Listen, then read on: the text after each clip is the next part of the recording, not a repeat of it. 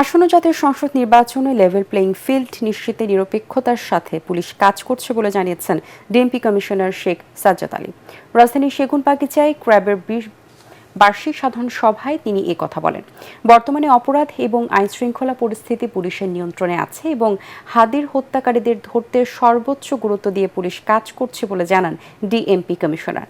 জাতীয় নির্বাচনকে সামনে রেখে অনেকেই গানম্যান দেওয়া হয়েছে। আগামীতেও কোনো প্রার্থী নিরাপত্তার ঝুঁকি বিবেচনায় গানম্যান চাইলে তা দেওয়ার ব্যবস্থা করা হবে বলে জানান ডিএমপি কমিশনার।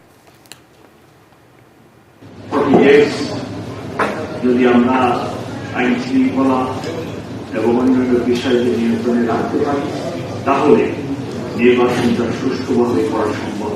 আমাদের কাছে এখন টপ প্রায়োরিটি জানুয়ারি মাসের 21 বা 22 তারিখে থেকে সম্ভবত ক্যাম্পেইন শুরু হবে। তখনই সত্যি